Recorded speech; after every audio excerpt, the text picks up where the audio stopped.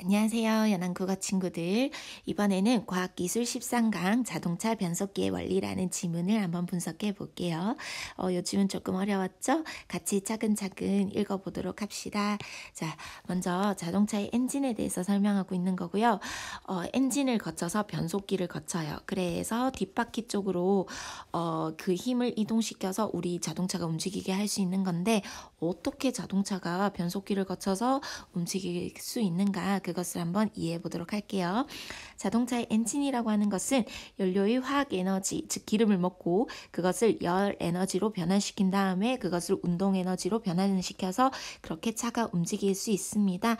자, 그걸 다시 한번 더 얘기하는데, 엔진의 작동으로 바퀴와 연결된 축을 회전시켜서 자동차가 움직일 수 있게 한다는 것입니다. 자, 엔진에 대한 개념이 나와 있어요. 일단 줄을 끊고 너무 두껍네. 줄을 끊고 들어가 보도록 할까요? 왜냐하면 이게 4번 문제. 4번 문제의 3번 오답이거든요. 왜냐하면 이것은 엔진에 대한 설명이지 변속기에 대한 설명이 아닙니다. 여러분, 선생님이 한번 자동차가 이렇게 생겼지 않습니까? 이렇게 생긴 것을 이렇게 한번 커팅을 해서 위에서 바라보는 식으로 한번 그려볼게요. 자, 요건 뒷바퀴입니다. 요거 앞바퀴겠죠? 앞바퀴고요. 여기에 엔진이 있어요. 그 다음에 여기 바로 연결된 게 변속기거든요. 그래서 변속기를 거쳐서 엔진에서 발생한 운동 에너지를 변속기를 거쳐서 이렇게 쭉 연결해서 뒷바퀴에 연결시키면 여기 뒷바퀴가 굴러갈 수 있게 하는 거거든요. 그래서 앞에 있는 게 엔진이다 라는 걸 기억해 두시고, 자, 계속 읽어보도록 할게요. 엔진은 회전하는 힘을 발생시켜서 그것을 바퀴에 전달하는데, 자, 세 번째 줄까지 계속 엔진에 대해서 똑같은 이야기로 설명하고 있습니다. 그 힘을 토크라고 한대요. 자, 개념이 나왔으니까 한번 밑줄 치고 체크하고 넘어갑시다, 여러분. 엔진은 회전하는 힘을 발생시켜서 바퀴에 전달할 때 회전하는 그 힘을 뭐라고 한다? 토크라고 하는 겁니다. 그 다음에 엔진이 회전하는 속도는 회전수라는 것이고요. 출력이라고 하는 것은 토크와 엔진의 회전수를 곱한 것이에요. 그래서 일정한 시간 동안 낼 수 있는 운동 에너지의 양을 뭐라고 한다? 출력이라고 한다는 겁니다. 자, 그러면 한번 이거는 설명하고 지나가야 될 것 같아. 일단 엔진의 토크와 그 다음에 엔진에서 얘기하는 회전수와 그 다음에 출력이라는 개념인데요. 여기 한번 적고 들어가 볼까? 선생님이 생수병을 움직여야 돼. 생수병이 너무 무거운 거예요. 1.5리터짜리예요. 이것을 움직여야 되는데 선생님 학생 중에 규준이 빨간색으로 적어서 미안하다. 자, A라는 친구 규준이한테 이것 좀 도와줘 라고 했단 말이에요. 규준이가 힘이 엄청 센 거야. 그래서 생수병 1.5리터짜리를 한 번에 막 3개씩 옮겨요. 3개씩 옮겨. 그래서 1시간 동안 총 몇 번 왔다 갔다 했냐면 5번 왔다 갔다 한 거예요. 5번. 5번. 5번 왔다 갔다 한 거예요. 자, 그래서 총 1시간 동안 이동시킨 생수병의 양이 몇 개인가요? 15개죠. 그런데 같이 움직인 친구가 있어. B라는 친구인데 민주라는 친구는 너무 약한 거야. 그래서 한번 움직일 때 1.5리터짜리를 한 개씩만 움직이는 거예요. 한 개씩만 움직일 수 있고 한 개씩만 옮길 수 있고 1시간 동안 총 20번 왔다 갔다 한 거야. 그러니까 뭐 조금씩 많이 하겠다 이런 얘기죠. 총 그러면 몇 개 움직였나요? 20개 움직인 거죠.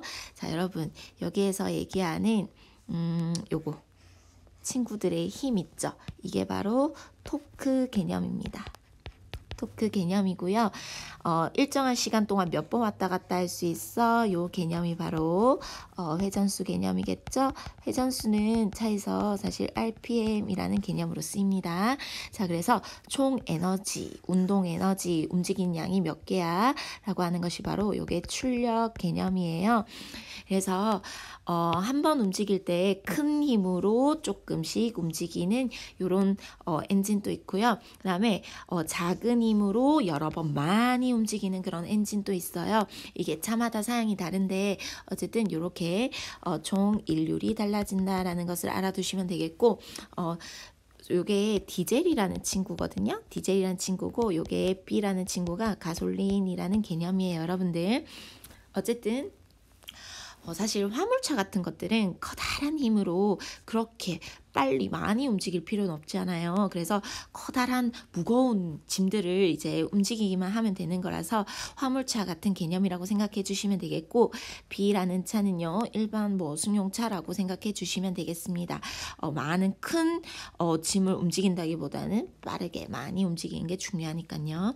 자, 어쨌든 이런 개념을 가지고 계시고, 요게 바로 토크, 요게 바로 회전수, 요걸 곱한 값이 뭐다? 출력이다 라고 생각해 주시면 되겠어요. 이게 바로 각각 차에서 가지고 있는 엔진의 사양이에요, 여러분들. 됐나요? 자, 계속 그림에서 볼 수 있는 것처럼 엔진의 토크는요, 회전수가 적을 때는 작고, 그림을 한번 볼게요. 엔진의 토크는 회전수가 적을 때 작고, 여기가 회전수고요. 여기 바로 토크와 출력의 그림입니다. 엔진의 토크는, 자, 토크는 회전수가 어떨수록 적다? 토크는 회전수가 적을 때는 작고, 회전수가 증가하면 같이 이렇게 상승을 하다가 일정 회전수에서 최대 토크에 이른 다음에 회전수가 그 이상 증가하면 오히려 저하됩니다. 요 그림을 설명하고 있습니다. 토크와 회전수의 곱인, 자, 토크와 회전수의 곱이라고 여기서도 얘기를 했었죠. 출력도 일정한 회전수에서는 최대 출력에 이른 다음에 쭉 올라간 다음에 그 다음에 일정한 시간이 지나면 점점 떨어지는 그림을 가지고 있어요. 그래서 여러분들 여기에서 사실 최대 사양을 낼 수 있겠죠. 회전수가 많으면 많을수록 이제 토크는 좀 힘이 딸리고요. 회전수는 많이 움직이지 않는 대신에 힘은 많이 발휘할 수 있고요.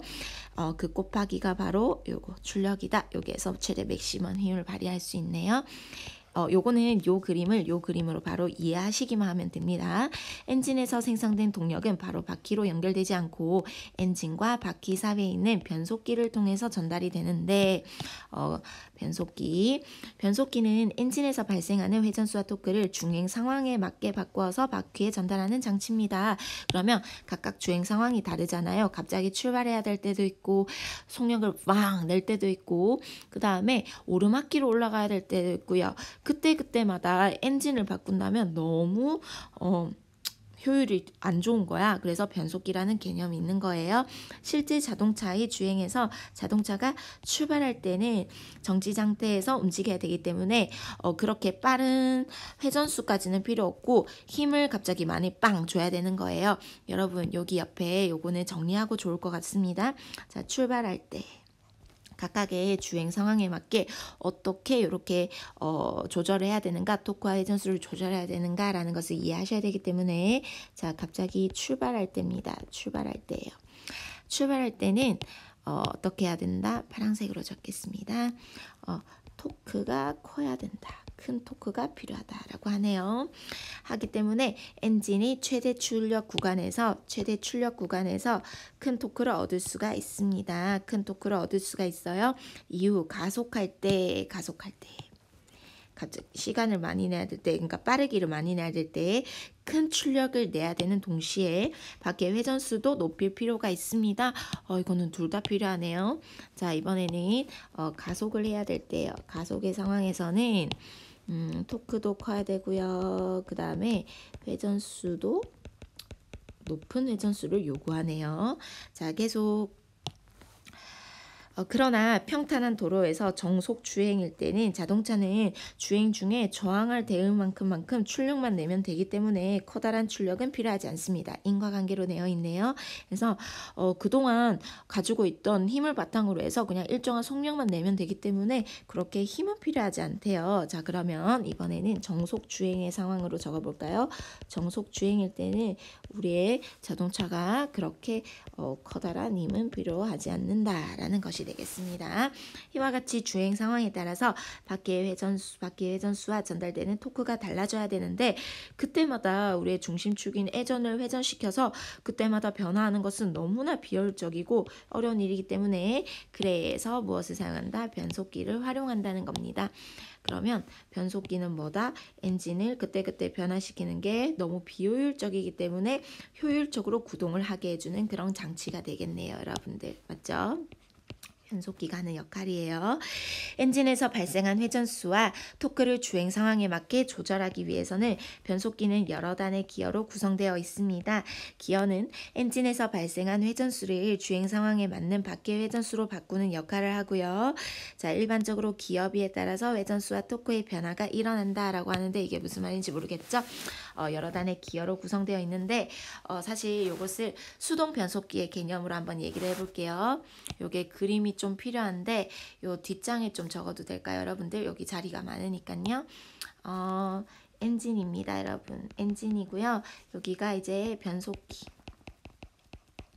여러분들 여기 보시면 변속기는 여러 단의 기어로 구성되어 있다라고 되어 있죠. 그래서 여기는 여러 단의 기어가 여러 단으로 구성되어 있는데 여기 엔진에 보시면 여러분들 톱니바퀴 아시죠? 톱니바퀴. 톱니바퀴의 개념을 좀 알고 계셔야 되겠습니다. 톱니바퀴예요.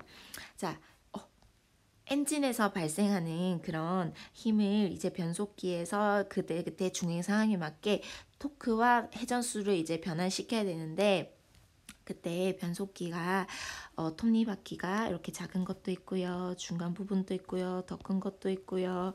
그다음에 아주 큰 것들 이렇게 여러 단으로 구성되어 있다라고 보시면 되겠습니다, 여러분. 자, 그러면 요 개념을 한번 생각해 볼까?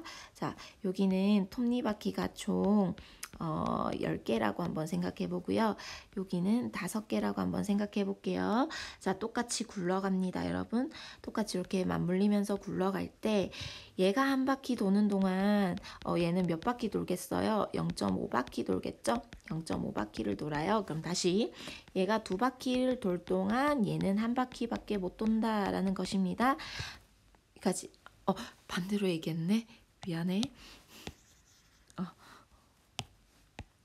여러분 다시 지워주세요. 자, 얘는 천천히 돌아갈 동안 얘는 5톱니만 돌아가면 되기 때문에 훨씬 더 빠른 속력으로 돌아갈 수 있거든요.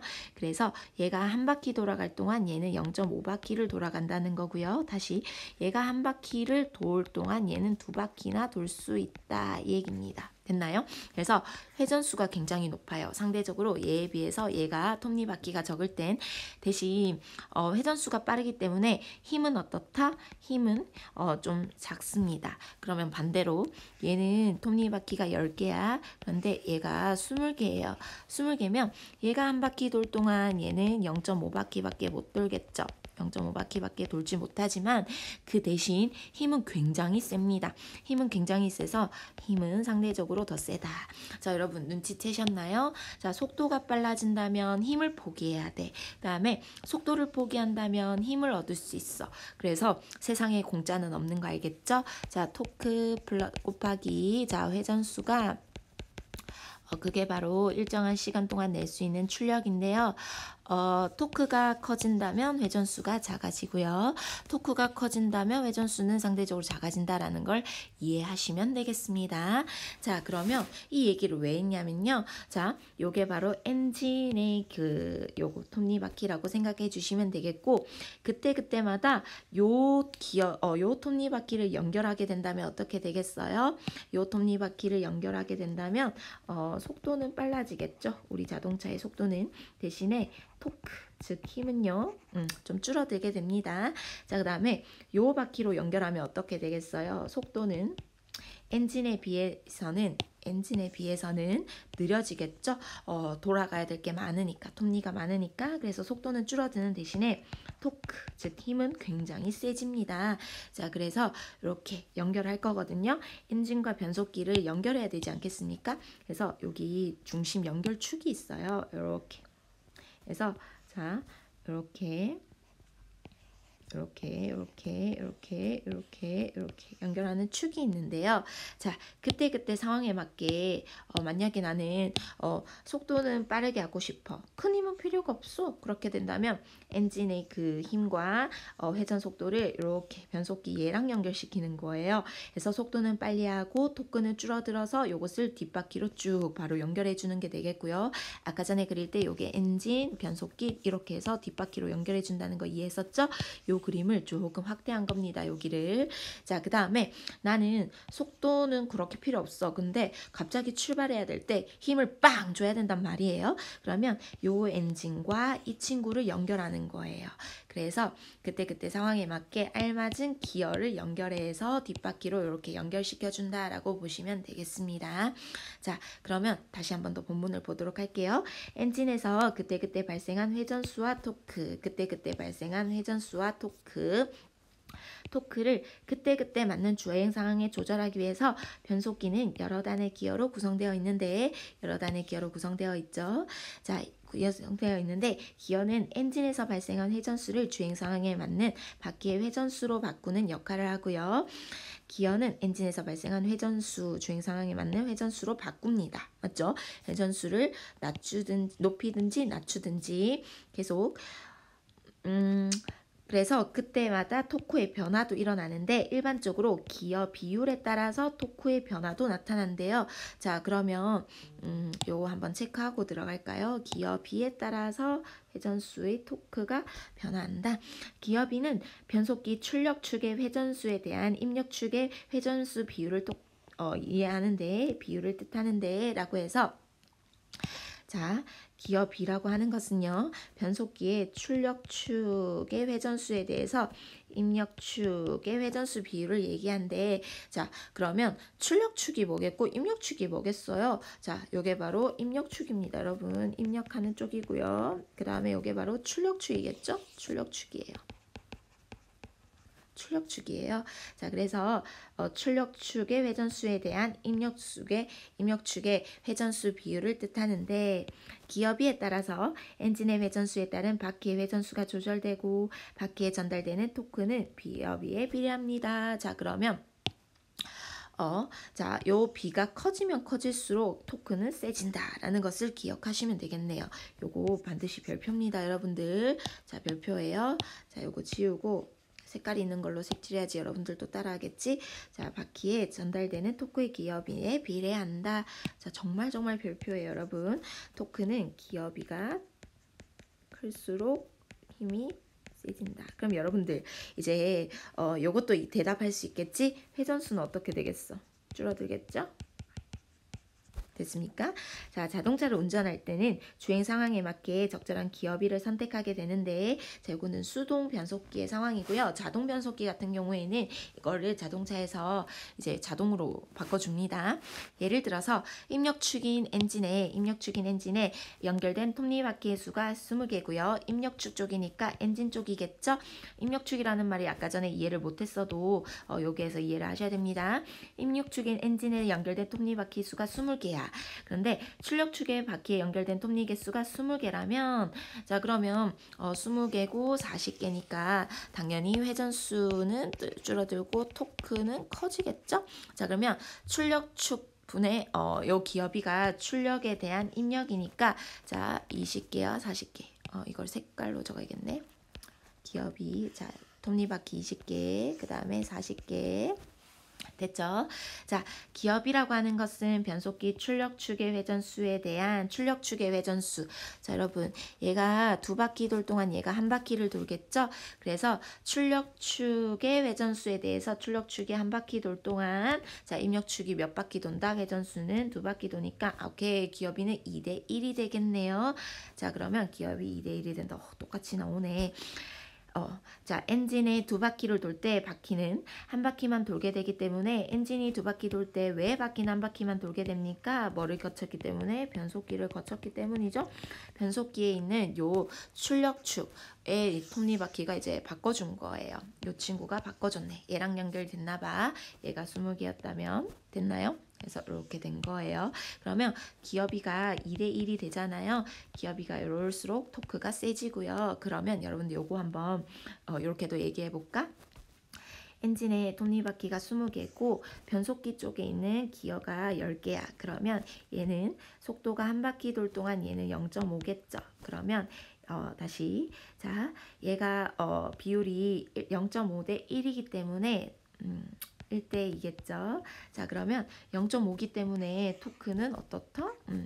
작다 이런 얘기입니다. 기업이에 비례해서 토크가 이제 세지기 때문에 0.5 비율이기 때문에 얘는 토크가 0.5만큼 약해진다라고 보시면 되겠습니다. 속도는 당연히 2배만큼 커지겠죠. 토크는 2배만큼 줄어들고요. 반만큼 줄어들고요. 자, 엔진의 회전수에 비해서 바퀴의 회전수는 떨어지는 것입니다. 자, 계속 얘기했던 걸 얘기하고 있습니다. 한 바퀴만 돌게 되기 때문에 엔진의 회전수에 비해서 바퀴의 회전수는 떨어지게 됩니다. 두 바퀴에 비해서 한 바퀴만 돌기 때문에 하지만 기어비는 2대 1이기 때문에요. 기어비에 비례해서 토크는 세지기 때문에 토크는 세진다. 요것만 이해하시면 돼요, 여러분. 변속기에서는 이러한 톱니바퀴의 조합이 여러 단으로 구성되어 있고 아까 전에 그렸던 요 그림을 얘기하는 겁니다. 여러 단으로 되어 있고 각 단은 서로 다른 기어비를 가지고 있겠죠. 그 톱니바퀴의 비율에 따라서 엔진에서 전달되는 힘과 회전수를 조절합니다. 자동차가 정지 상태에 있을 때 천천히 출발하는 경우에는 저단 기어를 사용해서 자 그러면 정지 상태에 있을 때는 큰 토크가 필요하고요. 그 다음에 회전수는 어떻게 하겠어? 자 회전수는 그렇게 필요하지 않습니다. 회전수는 낮아도 괜찮아요. 그래서 어떤 그림이 맞겠어요? 요게 맞겠죠. 그래서 요게 바로 저단기어라는 거네. 저단기어. 그죠? 저단기어. 자, 그 다음에 계속 저단기어를 사용하고요. 토크는 높이고 바퀴 회전수는 적게 합니다. 자, 여기 적었던 거예요. 자동차가 추월을 위해서 급가속을 하거나 경사가 심한 길을 올라갈 때는 더 큰 토크가 필요하대. 자, 그러면 엄청 큰 토크가 필요하니까 얘도 더 큰 비율이 필요하겠네요. 자, 회전수도 같이 높아진다고 했겠지만 그래도 토크가 엄청 큰 게 필요하기 때문에 얘도 기어가 저단기어가 필요하겠네. 맞죠? 자 그러면 이렇게 하시고요. 그 다음에 여기에 경사진 곳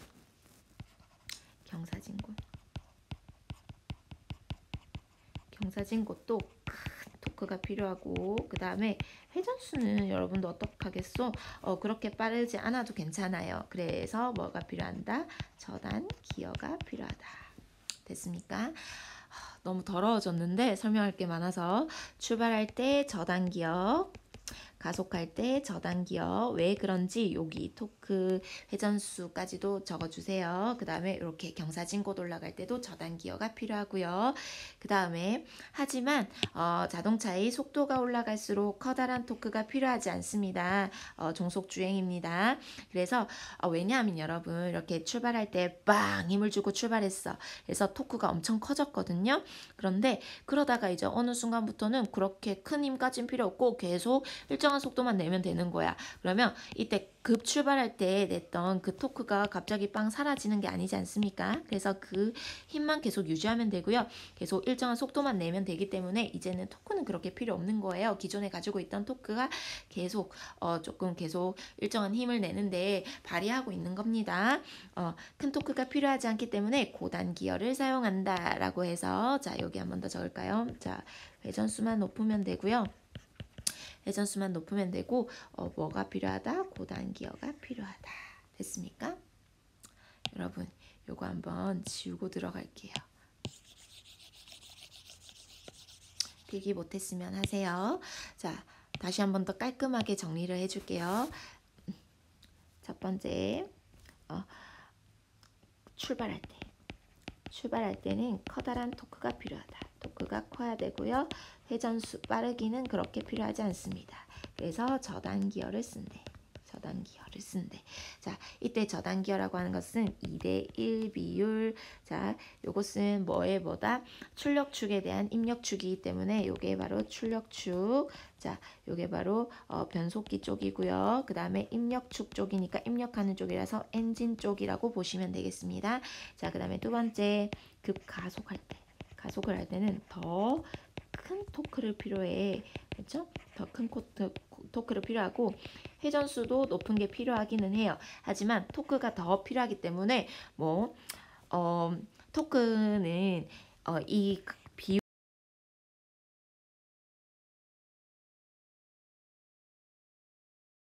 그래서 뭐 3대 1 요 정도로 해줄까요? 자, 이게 바로 저단기어라고 했으니까 더 저단기어를 필요로 하겠네. 자, 그 다음에 세 번째, 자, 경사진곳. 경사진곳을 갈 때도 더 큰 토크를 필요로 한다고 했고요. 회전수 빠르기는 그렇게 필요하지 않습니다. 여러분, 경사 칠 때 빠르게 올라가면 위험해요. 자, 그래서 저단기어를 필요로 하고요. 자, 그 다음에 네 번째, 정속 주행을 할 때는 그렇게 큰 힘은 필요가 없어. 토크는 낮아도 되고요. 회전수만 높으면 돼. 회전수만 높으면 돼. 그래서 고단기어를 필요로 합니다. 그러면 이런 친구들은 0.5 대 1 이런 게 필요로 하겠네요. 이런 걸 고단기어라고 하나 봐요. 됐나요? 근데 여기서 보면 알겠지만 이렇게 높은 비율로 되어 있으면 저단기어. 그죠? 고단기어는 이렇게 고단기어라고 하네요. 여기도 한번 적어볼까? 저단기어일수록 뭐다? 토크가 세다. 회전수 빠르기는 회전수는 적다. 그래서 뭐 출발할 때 등등등등, 그죠? 가속할 때, 급가속할 때. 자, 그 다음에 이렇게 고단기어일수록 어떻다? 기어비가 작으면 작을수록 토크도 같이 비례해서 작아진다. 회전수는 높아진다. 그래서 빠르기는 세진다. 그래서 정속 주행할 때 이게 좋다. 이게 바로 고단기어 되겠습니다. 됐나요? 자, 이제 이 뒷부분 읽어보도록 할게요. 이것도 지우고. 자, 그러면 이런 식으로 이제 효율적으로 전달할 수 있게 한데요. 자, 자동차 변속기는 운전자가 상황에 따라서 직접 기어를 변속해야 되는 수동. 자, 수동이니까 당연히 직접이겠죠. 자동으로 변속이 이루어지는 자동 변속기. 두 종류의 변속기 모두 엔진의 동력을 주행 상황에 바꾸어서 준다는 점에서 역할은 같지만, 자, 공통점이네요. 두 모두 엔진의 운동 에너지를 주행 상황에 맞게 바꿔준다는 점에서 역할은 같아요. 그래서 이게 바로 공통점 되겠습니다. 공통점. 수동 변속기와 자동 변속기의 공통점이에요. 먼저 수동 변속기의 경우에는 변속 레버를 통해서 기어의 단수를 직접 조절합니다. 나 지금 출발해야 돼. 출발해야 되니까 저단기어로 바꿔야겠어. 나 지금 정속 주행해야 돼. 고단기어로 바꿔야겠어. 이렇게 직접 조절한다는 거예요. 그러면 그때마다 이제 페달을 밟아야 되는데 그때 클러치라는 페달이 있어요. 여러분, 선생님 차는 자동 변속기라서 이제 페달 부분에 그 두 개밖에 없거든요. 브레이크랑 이제 가속을 하는 브레이크. 자, 하지만 수동 변속기 차 같은 경우에는 페달이 한 개 더 있어요. 클러치라는 페달이에요. 페달이 총 3개겠지? 자, 그러면 클러치를 밟는 순간 얘와 얘의 연결이 끊어지는 거야. 그리고 나 저단 기어로 바꿀게. 1단 기어로 바꿀게 라고 한다면 일단 버튼으로 바꾸고요. 다시 클러치에서 페달을 빼면은 이렇게 연결이 된다는 거예요. 이렇게 연결이 돼서 이렇게 되고요. 그 다음에 이렇게 되어 있는 상황에서 클러치를 밟잖아요. 이렇게 딱 끊어지게 된다. 그리고 나 고단으로 바꿀게 라고 하고 다시 클러치를 떼면요. 이렇게 연결이 된다. 그래서 이게 수동으로 다 조작이 된다는 거예요. 클러치는 엔진의 회전을 바퀴에 전달할 때 필요에 따라서 동력을 끊을 수 있는 장치, 끊는 장치입니다, 여러분. 자, 클러치는 필요에 따라서 끊을 수 있는 장치예요. 페달을 밟으면 클러치가 분리되고 엔진에서 오는 동력이 순간적으로 차단이 되고요. 기어에 동력이 전달되지 않습니다. 자, 순간적으로 이걸 어떻게 한다 그랬지? 빵! 끊어준다 했죠.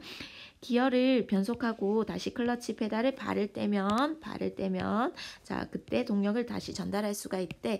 이런 것도 순서에 따라서 여러분들 좀 정리해주면 좋을 것 같네요. 자, 페달을 밟아요. 자, 그러면 동력 끊긴다고 했죠. 동력이 끊기고요. 자, 그 다음에 클러치가 분리되지 않습니까? 클러치가 분리돼요. 자, 그리고 차단이 되어요. 동력이 전달되지 않습니다. 그때 기어를 변속합니다. 기어 변속. 자, 그리고 다시 페달을 뗍니다. 그러면 이제 다시 동력을 전달할 수가 있습니다. 됐나요? 이게 바로 수동 변속기의 원리예요. 자, 계속 수동 변속기는 클러치 조작을 잘못한 경우에 엔진이 정지할 수도 있으며 여러분들 단점이네요. 순간적으로 동력이 차단해서 충격과 소음이 있을 수도 있어요. 또한 자동 변속기 차량에 비해서 페달을 하나 더 조작해야 되기 때문에 운전이 좀 까다롭습니다. 자, 이게 바로 뭐가 된다? 단점이에요. 단점. 수동 변속기의 단점. 자, 하지만 장점도 있겠죠. 수동 변속기는 자동 변속기에 비해서 동력 손실이 적기 때문에 연비가 굉장히 좋아요. 요게 바로 장점 되겠습니다. 요게 이제 수동 변속기의 케이스였고, 자, 이제 자동 변속기 한번 해볼게요. 자동 변속기는 운전자가 수동 변속기를 이용할 때 직접 이용해야 된다. 이번엔 색깔을 좀 다르게 해볼까? 자동 변속기는 직접 해야 되는 기어 단수를 자동으로 되는 거고요. 말 그대로 자동이니까. 대부분의 자동 변속기는 클러치 대신에 토크 컨버터라는 게 존재해요. 여러분들 이게 어떻게 생겼냐면 약간 베이글빵 아시나요? 베이글빵. 약간 사람의 폐 같기도 한데 이렇게 생겼어요. 토크 컨버터가 존재하고요. 요것은 엔진 쪽, 요것은 이제 변속기 쪽에 있다라고 보시면 되겠습니다. 토크 컨버터는 마주보는 두 날개로 구성되어 있고 요 안에 선풍기처럼 날개가 있다라고 보시면 돼요. 여러분 선풍기가 이렇게 생겼잖아. 근데 이것을 이렇게 본다는 점에서 보시면 이렇게 날개가 있겠지. 이것도 날개가 있겠지. 이렇게 날개로 구성되어 있고 내부는 오일로 채워져 있대요. 그래서 엔진에서 얻은 동력으로 하나의 날개가 돌아가고 압력이 달라지나 봐. 그래서 나 지금 갑자기 출발해야 돼. 지금 압력이 달라라는 것이 이제 요 오일을 통해서 이제 얘가 변속기가 감지하게 되면 알아서 조절을 하게 되고 갑자기 급가속을 해야 돼. 급가속을 꽝 하게 되면 얘가 흐름이 좀 달라지나 봐요. 압력이 달라지니까 그것을 이렇게 변속기 쪽으로 전달해서 자동으로 그래 지금은 가속을 해야 되니까 더 저단으로 바꾸자 이렇게 자동으로 바뀌나 봐요. 오일로 채워져 있고 압력을 통해서 단수를 조절한다. 자, 여러분들 키워드 체크했습니다. 자, 오일을 통해서 날개 돌아가고 압력을 통해서 조절할 수 있어요. 하지만 엔진의 동력이 오일의 순환을 통해서 전달되는 것이기 때문에 당연히 전달 효율이 훨씬 더 쉽게 되진 않겠죠? 수동 변속기는 바로바로 우리가 조작을 통해서 1걸로 바꿔 저단 1단으로 바꿔 6단으로 바꿔 3단으로 바꿔 할 수 있는데 여기서 이제 압력을 인지하기까지는 좀 걸리게 되니까 효율적으로 좀 낮고요. 자, 요거 단점 되겠네요. 동력 전달 효율이 낮고요. 따라서 수동 변속기에 비해서 연비가 떨어집니다. 하지만 당연히 훨씬 더 운전이 편하고 그 다음에 아까 전에 이렇게 변속기를 바꿀 때 충격과 소음이 큰 편이라고 했는데 승차감이 좋다는 장점은 오히려 있겠죠. 그래서 요게 장점과 그 다음에 단점 뭐의 자동 변속기 됐습니까? 여러분들 조금 어려운 개념이었어요. 그래도 한번 그 기어의 이해를 하고 나면 훨씬 더 쉽기 때문에 한 번 더 계속 반복해서 이해를 해보세요. 자, 그러면 이제 1번 문제 풀어보도록 합시다. 자, 윗글을 읽고 답할 수 있는 질문으로 적절하지 않은 것은 자동차의 변속기가 필요한 이유는 무엇일까요? 자, 아까 전에 그때그때마다 엔진을 하는 것은 비효율적입니다. 그래서 효율적으로 하기 위해서 자, 요 설명이 있네요. 엔진의 회전수와 토크는 어떤 관계에 있을까? 여러분, 엔진의 회전수와 토크의 관계는 여기 그림에서도 나와 있었죠? 있고요. 토크 컨버터의 구조는 어떻게 이루어져 있을까? 여러분, 토크 컨버터의 구조는 어떻게 되어 있다? 두 날개로 구성되어 있습니다. 오일로 채워져 있습니다. 선생님 선풍기 같이 생겼다라고 했었어요.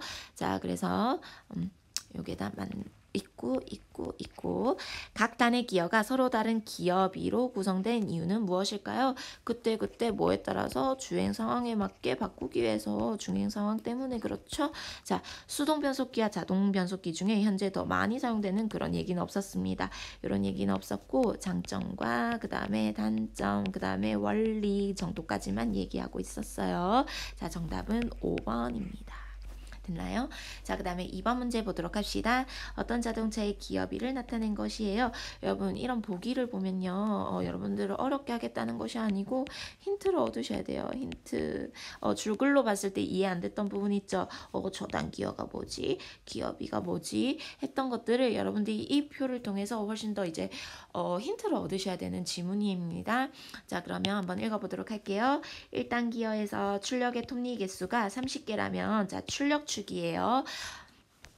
여기가 30개네. 그러면 엔진 쪽은 몇 개여야지 3대 1이 될까요? 자, 얘가 3바퀴 돌 동안 얘는 1바퀴 돌아야 되니까 얘가 30개면 얘는 10바퀴가 돼야 되네. 그래서 이렇게 생기고 이렇게 생겨야지 얘는 빨리빨리 돌고 얘는 천천히 도는 대신에 큰 힘을 얻을 수가 있다는 거죠. 그래서 토크. 자, 세다고 하지 않았습니까? 그러면 요게 틀린 말이 되겠고 10개여야 되겠네요. 됐죠? 10대 30이어야지만 톱니개수가 그래야지 얘가 회전수가 어떻게 된다? 3개. 자, 3바퀴, 얘가 1바퀴 이렇게 되지 않습니까? 됐나요? 만약에 30대 90이라면 얘는 얘가 1바퀴 돌 동안 얘가 4바퀴 도는 거라서 완전 고단기어예요. 자, 계속 이 자동차의 엔진의 회전수가 동일한 경우에 자, 회전수는 변하지 않습니다. 후진을 할 때 가장 큰 출력을 낼 수가 있겠군. 여러분, 회전수가 동일하다면 이제 이것은 기어가 저단일 때 훨씬 더 출력이 크지 않겠습니까? 맞죠? 자, 그러면 회전수가 동일할 때 자, 기어 B가 크면 클수록 토크가 세진다고 했으니까 기어 B만 보시면 되는 문제였어요. 회전수는 신경 쓰지 마 라는 얘기였습니다. 그래서 효진보다는 일단 기어가 훨씬 더 기어 B가 세지 않습니까? 그래서 토크가 가장 센 건 바로 1단입니다. 1단. 그래서 후진이 아니고 1단. 됐습니까? 자, 3번이에요. 이 자동차의 엔진의 회전수가 동일한 경우에 기어를 2단에서 4단으로 변속을 한다면 자, 2단에서 4단으로 변속을 한다면 자, 그러면 토크는 변하지 않지만 회전수는 변하지 않지만 당연히 토크는 변하겠죠? 토크는 변하는데 토크가 어떻게 변하겠어요? 당연히 줄어들겠죠. 줄어들고 2대1에서 1대1로 변했으니까 반만큼 줄어들겠네. 됐죠? 자, 출력이 2배로 어떻게 된다? 줄어듭니다. 됐나요? 자, 고단기어로 가면 갈수록 여러분들 토크가 작아진다라는 것을 기억해 주시면 되겠습니다. 이 자동차는 5단에서 4단으로 기어를 변경하는 것보다 5단에서 4단으로 기어를 변경하는 것보다 4단에서 3단으로 기어를 변경할 때 토크의 변화량이 더 크겠군. 이것도 여러분들 계속 기어비와 토크의 상관관계를 묻는 문제예요. 맞죠? 둘이 비례를 한다는 거 계속 기억을 하고 있어야 돼. 자, 5단에서 4단으로 가면 이제 0.2만큼 세지겠고요. 그 다음에 4단에서 3단으로 가면 갈수록 0.5만큼 차이가 나니까 요게 훨씬 더 토크가 세지겠네? 그래서 요게 정답이겠네요. 됐죠? 정답 4번이네요. 5번도 한번 볼까요? 이 자동차는 4단일 때 회전수의 바퀴의 회전수가 같기 때문에 그렇죠. 4단일 때 1대1이라서 만약에 요거 엔진 쪽에 톱니바퀴가 20이면 얘도 20이겠네. 같으므로 4단으로 주행할 때 바퀴의 빠르기가 가장 빠르게 회전하겠다? 아니죠. 이때죠. 6단이죠. 그래서 6단입니다. 여러분들 인과관계가 잘못되었죠? 6단입니다. 6단이고요. 그 이유는 뭐다? 회전수가 훨씬 더 높기 때문이에요. 자, 그 다음에 3번 문제 보도록 할게요. 자동차의 변속기 종류에는 여러 가지가 있는데 그중 하나는 듀얼 클러치 변속기입니다. DCT. 이는 수동 변속기와 자동 변속기를 합쳐놓은 것이라고 할 수 있는데 DCT는 수동 변속기에 사용되는 클러치를 자동화한 형태로 두 개의 클러치가 각각 홀스윙 단과 짝스윙 단계에 연결되어서 동력을 전달한대요. 수동 변속기와 변속기 두 가지 성질을 같이 가지고 있네. 그러면 클러치를 자동으로 연결한다. 자, 그러면 자 다시 수동 변속기의 특징은 클러치인데 요것은 뭐다? 자동 변속기의 특징이고요. 계속 두 개의 클러치가 각각 홀스윙 단과 짝스윙 단에 연결되어서 동력을 전달하고요. 두 개의 클러치가 번달아 장독하기 때문에 동력이 차단되는 시간을 최소화할 수 있고 여러분 요게 어떤 것의 장점이었나요? 수동 변속기의 장점이었습니다. 따라서 수동 변속기에서 비의 변속 충격이 적은 편입니다. 요것은 누구의 특징이다? 자동 변속기의 특징입니다. 또한 자동으로 변속이 이루어지기 때문에 수동 변속기에 비해서 조작이 편리합니다. 동력 손실도 작은 편이에요. 동력 손실이 작은 편인 건 누구의 장점이었나요? 수동 변속기의 장점이었어요. 그래서 연비가 좋아요. 이것도 수동 변속기의 특징이었고요. 내구성이 약하다는 단점이 있습니다. 두 가지의 약간 특징을 고루고루 가져온 것이 되겠네요. 적절한 것은 여러분들 정답 5번입니다. DCT는 기어비를 변경할 때마다 운전자가 어떻게 한다? 자동으로 합니다. 그래서 직접이 아니고 자동. 자, 그 다음에 두 번째, DCT는 두 개의 클러치가 번달아 작동하기 때문에 두 개의 클러치 페달이 필요하다? 아니요, 페달이 필요가 없습니다. 왜냐하면 두 개의 클러치가 번달아서 작동하기 때문이에요. 요 말이 이제 페달이 필요 없다라는 것이 되겠습니다. 페달이 필요 없다. 자, 그 다음에 필요 없습니다. 자, 그 다음에 클러치는 있지만 페달이 없다는 거예요. 자, 그 다음에 DCT는 두 개의 클러치가 동력을 전달하기 때문에 수동 변속기에 비해서 엔진이 정지할 가능성이 높다, 낮다? 낮습니다. 됐습니까? 자, 그 다음에 엔진이 정지할 가능성이 당연히 동력 손실이 적은 편이라고 했으니까 그 다음에 동력 차단 시간을 최소화한다고 하지 않았습니까? 그래서 가능성이 낮고요. 4번 DCT에서 두 개의 클러치가 번달아 작동하는 것을 토크 컨버터에서 오일이 순환하는 것과 같은 역할을 한다. 여러분 이게 무슨 말인가요? 두 개의 클러치가 번달아 작동하는 것은 토크 컨버터에서 오일이 순환하는 것과 같은 역할을 한다?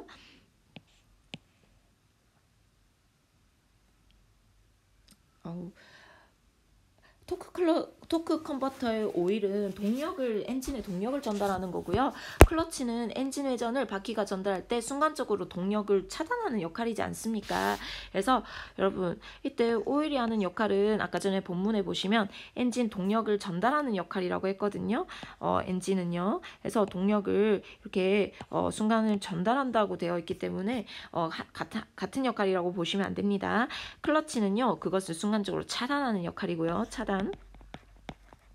그 다음에 오일은요. 동력을 연결하는 거다. 전달하는 거다. 그래서 같지 않습니다. 됐나요? 자, 그 다음에 DCT는 클러치가 사용되기 때문에 동력의 전달 효율이 높아서 토크 컨버터를 활용한 것보다 훨씬 더 연비가 좋습니다. 자, 이거 자동 변속기였죠? 근데 이게 연비가 안 좋다고 그랬어. 하지만 이것을 통해서 연비가 이제 좋아요. 됐나요? 자, 그래서 정답 5번입니다. 정답 5번. 자, 그 다음에 4번입니다. 윗글을 읽고 알 수 있는 내용으로 적절하지 않은 것은 자, 여러분 요거는 정답 체크만 할게요. 정답 3번입니다. 자동차의 변속기는 회전수나 힘을 조절해서 열 에너지를 운동 에너지로 변환한다. 자, 여러분도 아까 전에 첫 번째 줄에서 선생님이 얘기했던 거예요. 자, 변속기가 아니고 요것은 엔진에 관련된 설명입니다. 자, 다음 5번이에요. 자, 기억은 수동 변속기고요. 요것은 자동 변속기고요. 요것은 이제 아까 전에 계속 읽었기 때문에 요것도 정답만 한번 체크해 보도록 할게요. 정답 3번인데요. 니은 자동 변속기는요. 클러치의 유압 조절을 통해서 자, 여러분 클러치 나오자마자 웃기죠? 자, 뭐예요? 토크 컨버터. 자, 이거 틀리면 반성하세요, 여러분들. 자, 자동 변속기는요. 토크 컨버터를 활용해서 유압을 통해서 뭐한다? 오일이 유압을 통해서 동력을 전달해서 날개를 돌려가지고 기어 단수를 조절합니다. 자동으로. 됐습니까? 자, 그 다음에 6번 주행 상황에 따른 변속기 조절에 대해서 이해한 것으로 적절하지 않은 것은 자, 여러분 요것도 정답 3번입니다. 오르막길을 오를 때는 큰 토크가 필요를 해요. 자, 이거 계속 얘기했으니까 큰 토크를 필요로 하니까 당연히 저단 기어를 해야겠죠? 자, 저단 기어 고단이 아니고 저단 기어입니다. 나머지는 다 맞는 말이니까 여러분들 앞에서 계속 설명했던 거라서 그냥 지나가겠습니다. 정답 3번이에요. 자, 여러분 어려운 질문이었는데도 긴 시간 동안 잘 들어주셔서 고맙고 이해가 잘 안 되는 부분 복습하시고요. 자, 시험 잘 칩시다. 파이팅. 안녕.